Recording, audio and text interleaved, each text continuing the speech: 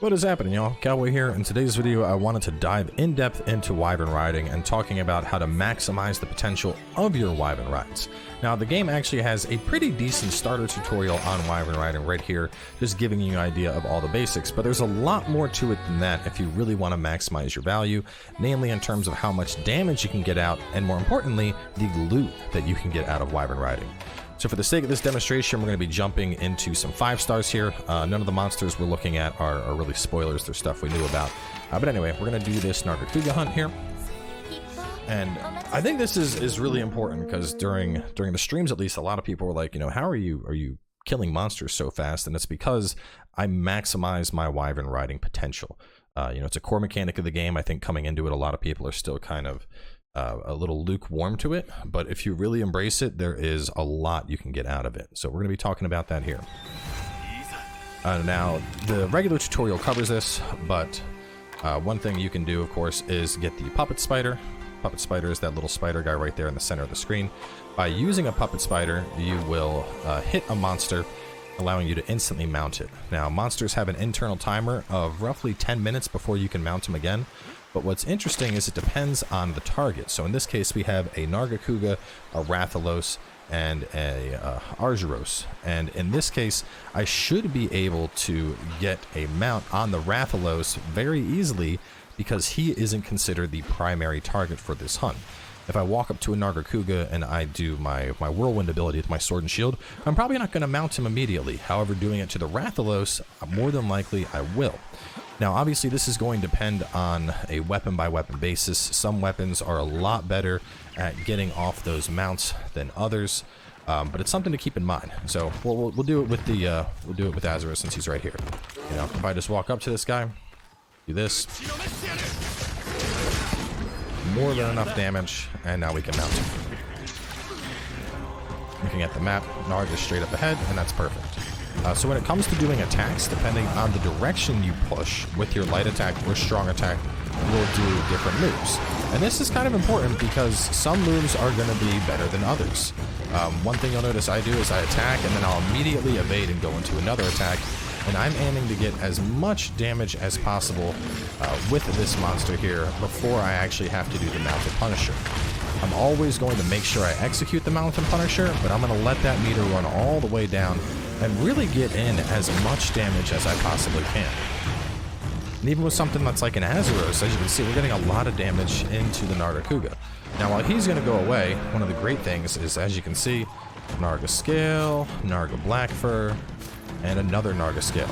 So what's awesome about this is, let's say that I was only, you know, if I was maybe 1 Blackfur short for finishing off a piece of gear, now I don't even need to finish hunting an Nargacuga. All I had to do was do that Wyvern ride, get that scale, and I'm all set.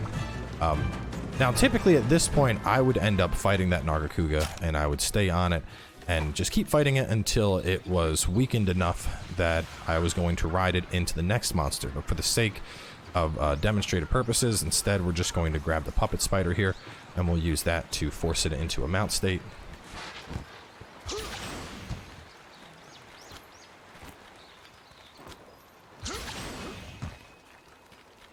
If you're having trouble running up surfaces like that, I'd suggest watching the very first guide I did. So to talk about the flow here, the goal here is we start the hunt with a secondary monster, and this case, Azuros, and we used him to get some damage in and get our initial shinies from Nargacuga.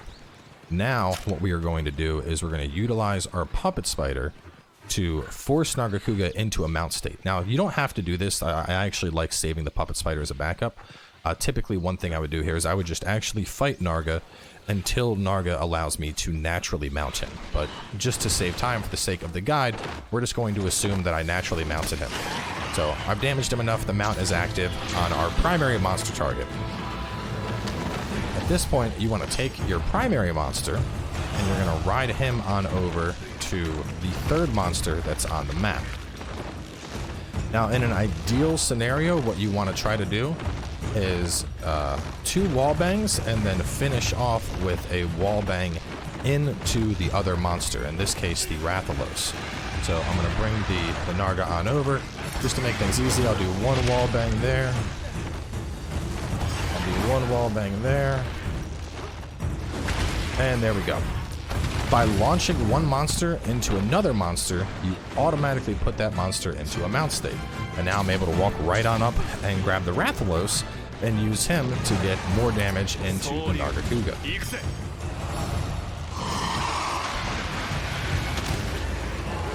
Rathalos being a great choice here because now we got Fire Blight on Narga, so we're doing lots of damage with that.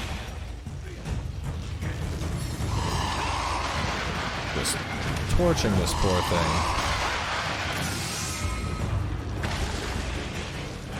Looks like we got the poison proc as well.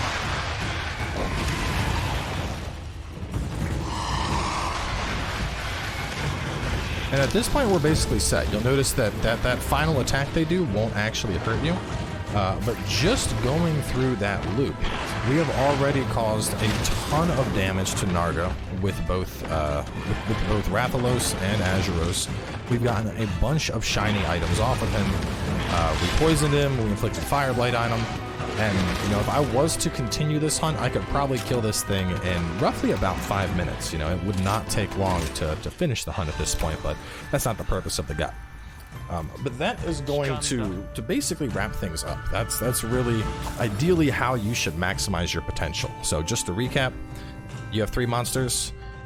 You take monster number 2, you're going to attack your primary monster, you're going to get your shinies, you're going to beat up your primary monster until it's weakened, ride that over to monster number 3, make sure to bounce your monster into monster 3, and then use monster 3 to beat up the primary monster again. And you know, the damage, I know a lot of people are like, well, you know, my hammer kind of hits that hard, but this scales tremendously, especially once you get into hub hunts and multiplayer hunts. The damage values you see coming out of the monster, you're going to see your monster hitting for 200-300 damage on multiplayer hunts, which is obviously way more than you're able to do with that kind of speed. Obviously, one thing you also saw me doing there was I would attack and then I'd immediately hit B to dodge so I could chain right into another attack, really maximizing just how much DPS I could get out with my mount. So that's going to wrap things up for this one. Honestly, getting down the Wyvern riding like this, it's huge. You know, if you watch the live stream series, we were doing a lot of our hunts were wrapping up in roughly like 6-7 minutes, you know. I don't think we had anything that went longer than 10 minutes for all of the village quests, and they were all really clean kills, and I largely attribute that to how effective I am at doing the Wyvern riding. So definitely practice this. You know, once you get it down, it becomes kind of second nature, being able to just ride in. And probably the last takeaway is keep in mind the monsters you're riding, because a lot of monsters in this game have elements, and you can take advantage of those elemental blights or their statuses like we did at the end there, using both fire and poison on the Rathalos. So that's going to wrap things up for this one. Let me know what you guys think down in the comments below. If there's other things that you're confused about in Rise or you think could be clearer, let me know, and I'd be more than glad to knock out another guide. But we're going to wrap things up here for now. Thanks for tuning in, and I'll catch you all next time.